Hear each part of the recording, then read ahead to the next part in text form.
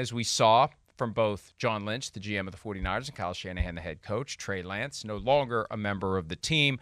A weird, bizarre chapter in NFL history. I have been trying to think of another situation like this where an elite team committed such a dramatic draft day blunder.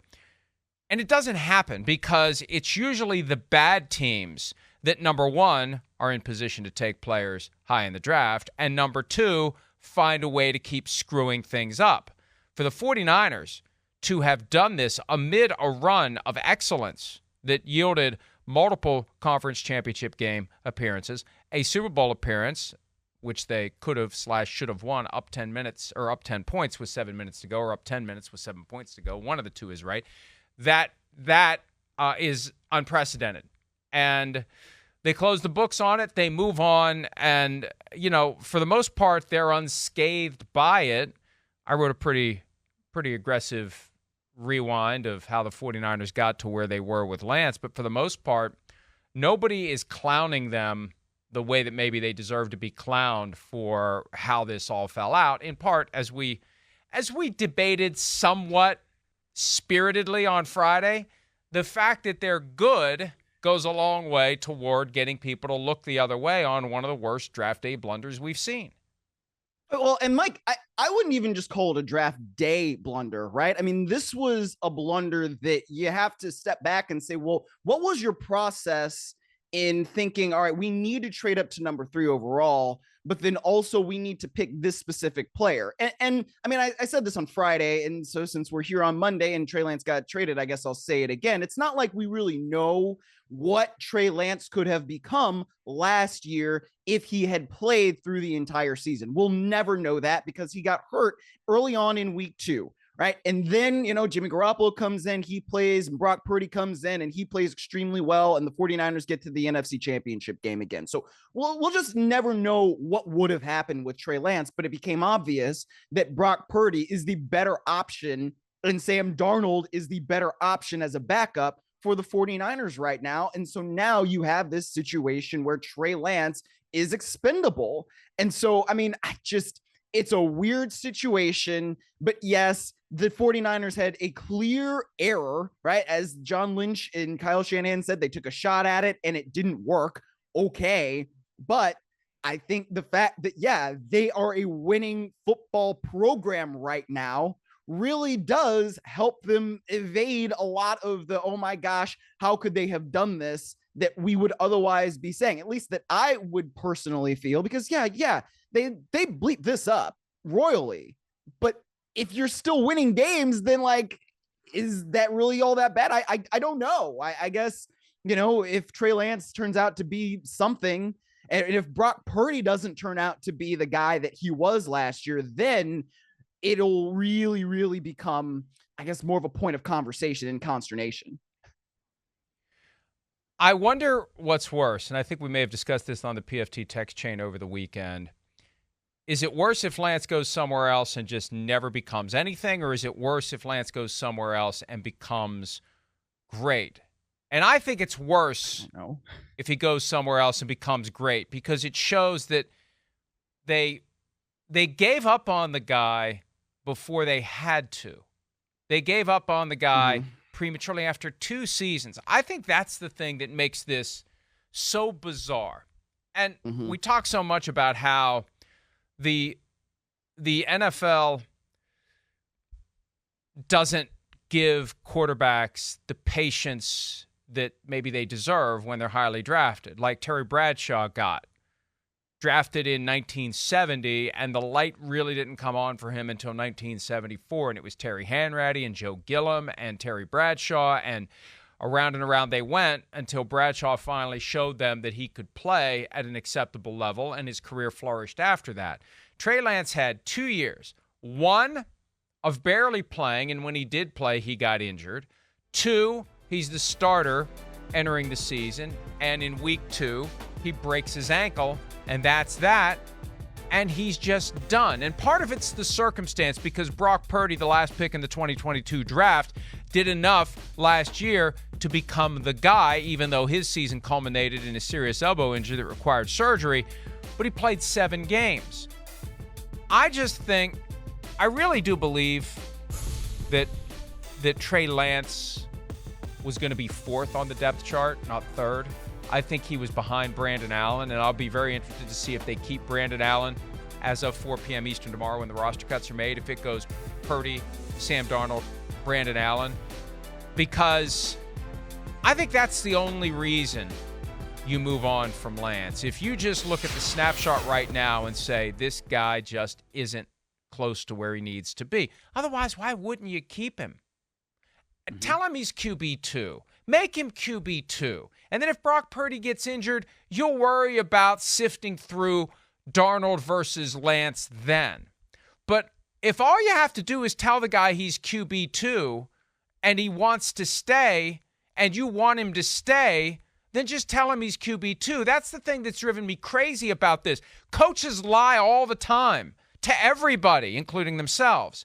Just tell the kid he's QB2 and he stays and he makes $6.3 million over the next 2 years, and you have him in the event you need him. In the event Brock Purdy gets injured and Sam Darnold gets injured, you've got Trey Lance. Oh, you needed your QB3 last year. And when the third string guy finally got a chance to play, he played pretty damn well.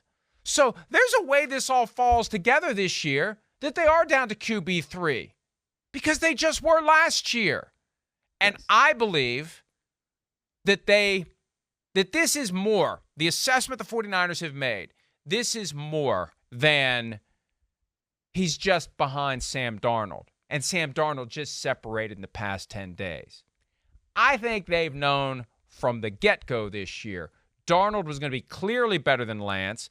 Lance just isn't going to be able to run their system. Lance and Shanahan, from a football standpoint, were never going to click. It was never going to work. It was never going to happen. Let's just pull the plug on this, which I think is evident by the fact that they got a fourth-round pick. That's it. And they were thrilled to get a fourth-round pick.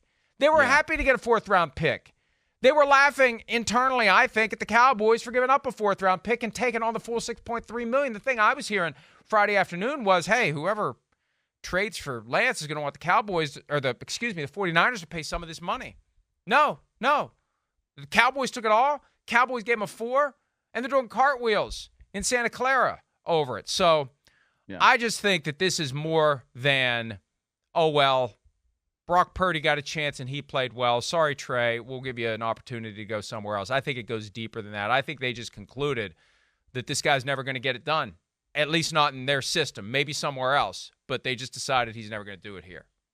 Well, and sometimes that's just the thing that happens, right? I mean, it's not just a football thing. It happens in life. You go somewhere sometimes and you're working a job and you're like, holy crap, I am a horrible fit here. And your employer might be, holy crap, this guy's a terrible fit here. And it might be, for whatever reason, but you need to go somewhere else in order for you to thrive. And maybe that's just the case right there with Trey Lance. Look, I mean, part of the big issue here with him is that he just has not played enough football, right? He's not started enough games at quarterback for you to really feel comfortable probably with him back there behind center, just calling the signals in general. I mean, I think we brought this up before, right? Sam Darnold has 55 career starts in the National Football League. I don't think Trey Lance has 55 career starts at quarterback in his life.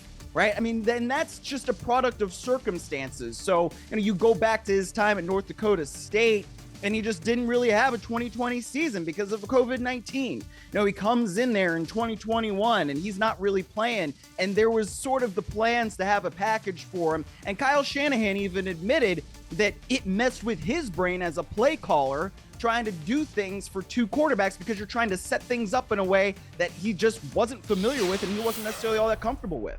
So then he gets hurt in 2022 when they have done the thing where they try to set everything up for him. And who knows what they were really doing with Jimmy Garoppolo, keeping him as an insurance plan or really as a backup plan if Trey Lance didn't work. How much did they really believe in him last year? So all of these different things add up to what you're saying, Mike, where they are probably extremely happy to get a 4th-round pick for Trey Lance, because I didn't think that would be his trade value. Frankly, I don't know what you thought going into it, but I didn't think that they would ever get a 4th-round pick for him right now.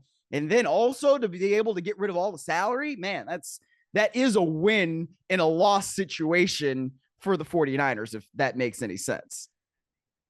I didn't expect them to get that much and to have someone take on the full salary, and I would have expected they wouldn't have traded him for that amount. I thought they would have been kind of like they were with Garoppolo. They wanted 2 second-round picks at one point or something like that, and they had an arrogance in their assessment of Garoppolo. Even though we're done with him, we want this bounty in return for him that we don't really believe he should merit because we're done with him. It was a strange attitude that they had, and I thought they'd had that same attitude with Lance. Their attitude with Lance was, we'd like to keep him, but boy, we'll take whatever we can get for him. And, John Lynch at the top of the show, he was trying to sell this idea, Trey was all in. Trey was all in, but we just decided, no, Trey was not all in. Trey was not all in. There's no Based way. upon what Kyle Shanahan had to say Friday night, Trey, 90 minutes after being told he was QB3, Trey came back and said, I'd like to go somewhere else. That may be part of the clip that you're about to see as we play from Friday night, Kyle Shanahan meeting with reporters, explaining how the trade of Trey Lance to the Dallas Cowboys played out. When we told Trey, when we told him that he wasn't the 2, I said we'd like to keep him here as the 3, but we also want to do what's good for him too, and we'll see how this plays out. Now, when we looked at other teams and he told us that he would like another opportunity to go somewhere where we had a chance to be the 2, we thought we got some good deals for him. There's a number of teams involved. To end up getting the 4th was a little better than we anticipated and clears up a lot of money and allows a better situation for him too. Kevin Seifert of ESPN reported over the weekend the Vikings were not among the teams that were pursuing Lance. Many thought that the Vikings made the most sense, in part because, as we reported earlier this year, the Vikings, the 49ers, were talking about a trade that would have included Lance to the Vikings, Kirk Cousins to the 49ers back at the scouting combine. So there was interest by the Vikings in Lance. It turns out, as Kevin O'Connell explained after the Vikings preseason finale, they're all in with Jaron Hall as their developmental guy. They used a 5th-round pick on Hall, the BYU quarterback. They like what he can do. 6 foot, 190-ish, smaller quarterback, but I think O'Connell wants to spend this year getting him up to speed, and then he could be maybe the guy next year who competes with someone if they move on from Kirk Cousins. So that's why the Vikings weren't in it. I thought, and teams that I threw out were Bills, because you get a guy that's possibly better than Matt Barkley and Kyle Allen, who has the skill set that tracks Josh Allen's. Maybe Kansas City, where, again, a guy who can move with Andy Reid, better than Blaine Gabbert, although some have said he's the most underrated player in the NFL. Only Bruce Arians, but that's one. And Shane Buechele. And even the Eagles. I've given the importance of the backup quarterback position there. And with Marcus Mariota not looking good this year, and rookie Tanner McKee from Stanford possibly being in position to be the number 2, I don't know that they'd be comfortable with that. I was surprised, Myles, at the end of the day, it's the Cowboys that throw the 4th-round pick and take on the full $6.3 million. I would not have put them on the bingo card. And I think when, people were sending around the odds, and I get the PR releases all the time, all the offshore books, like they want free publicity, even though they're offshore, and there's a concern you're going to get in trouble if you publicize their odds or talk about these offshore sites. I get flooded with the emails from the offshore sites, and I looked, and I don't think I saw the Cowboys on the list of odds for the next team for Trey Lance. So I think everybody was surprised. When I saw Lance the Cowboys, I was like, I did not see that coming, did not expect it, and have spent the weekend trying to figure out what it all means. Yeah, I got home from the gym and I looked at my phone and it said, it has the notifications and then some texts from our text chain and it said Cowboys. I'm like, what in the world? Like, that was probably the most stunning part of it. Not necessarily that Trey Lance got moved. Sure, we knew that, there was a possibility he could get moved. But when you looked at the Cowboys situation where they have Dak Prescott and, Dak Prescott, in my mind, probably the second best quarterback in the conference behind Jalen Hurts. I mean, maybe somebody wants to say Matthew Stafford, but it's not like that quarterback situation is all that tenuous. And then you have somebody behind him in Cooper Rush who has won games when they've needed him to win games. So it's not like their backup situation is all that bad. So then taking on a guy like Trey Lance is definitely surprising, just because it's like, why? What exactly do you really need from a guy like this? But hey, that's Jerry Jones, man. He wants to do what he wants to do. first red flag that went up for me with the Cowboys was this idea that Trey Lance said to Kyle Shanahan he wanted to go someplace where he could compete to be the number 2. Well, when is he going to compete to be the number 2 in Dallas when you've got Cooper Rush, who re-signed as an unrestricted free agent for a 2-year, $5 million contract, so he's not making dramatically less over the next 2 seasons than Trey Lance, and he's ensconced, and he's prepared. He's been there throughout the offseason. He's been there. He's been there for the preseason, and he's 4-1 as a starter. That's what I'm saying. He's 4-1. Is he 4-1 or is he 5-1? Hang on. 5-1 as a starter. He was 4-1 last year. He was undefeated until that Sunday night game against the Eagles. That was the last game he played. Remember, Dak had the thumb injury week 1 against who'd they play week 1? Buccaneers on Sunday Night Football, I believe. And Rush came in and won 4 in a row and then lost the last one at Philly. Then again, who didn't lose at Philly last year? And he's 5-1. And he has thrown in his career 212 regular season passes. Trey Lance has thrown 102. Cooper Rush has more than twice the experience. He's got more than twice the regular season game appearances than Trey Lance. So why does Trey Lance think he's going to walk through the door and compete to be the number 2 in Dallas? He's number 3 this year, maybe number 2 next year.